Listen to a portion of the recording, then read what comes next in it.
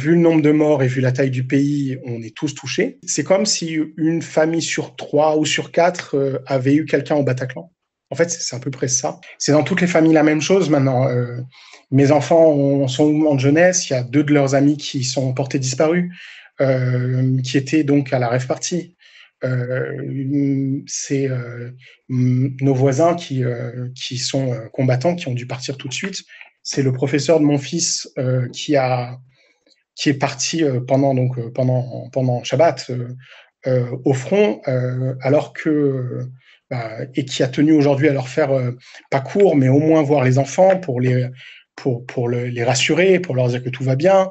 On a eu des alertes pendant tout le samedi matin. Là, on a eu la première alerte depuis samedi. À partir du moment où on entend la sirène, c'est automatiquement que le dôme de fer a été déclenché. À partir de là, si on est dans la rue, on peut même voir les missiles. Il y a des règles qui sont bien sûr affichées, rabâchées à la radio tout le temps, comment se comporter. Donc, dans la rue, il faut s'allonger par terre contre un muret. D'abord, on essaie de garder les fenêtres ouvertes pour bien entendre les alertes. Deuxièmement, on a tous les applications de l'armée et des mairies qui diffusent les alertes en temps réel. Donc, si jamais il y a une alerte, même si les fenêtres sont fermées, le téléphone sonne, il s'éclaire automatiquement avec le flash, donc on peut difficilement le louper. À partir de là, on a tous notre rôle. Voilà, ma femme prend la dernière, moi je m'occupe des grands. Moi, je suis au dernier étage, donc c'est moi qui suis en charge de taper aux portes pour vérifier que tout le monde soit bien parti pour aller à l'abri. Nous, on a la chance d'être à Jérusalem, donc d'avoir 1 minute 30 pour descendre aux abris, contrairement aux villages qui sont aux villes qui sont à côté de la bande de Gaza, qui ont quelques secondes pour se préparer. On a un abri collectif dans l'immeuble. Donc on a 32 colocataires avec 2 abris. On doit rentrer, attendre les bruits d'interception ou les bruits des roquettes qui sont tombés. On ne peut pas vraiment se tromper, hein, c'est vraiment très clair au niveau du bruit. Et à partir de là, il faut attendre 10 minutes. Le temps que les débris des missiles aient fini de tous retomber et qu'ils ne présentent plus de danger. Donc, on doit attendre 10 minutes. Et après, on peut remonter chez nous. J'ai de la chance de ne pas avoir de télévision. Donc, déjà, les enfants n'ont pas accès à la télévision, donc aux informations. Les grands ont bien sûr leur téléphone portable et les réseaux sociaux, comme tous les jeunes.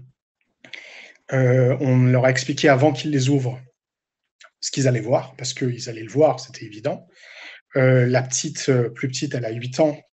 Il est évident qu'elle n'a pas accès du tout aux écrans, qu'on n'écoute pas les informations à voix haute. On les écoute avec des écouteurs si on a envie, et on fait attention à ce à quoi elle est exposée.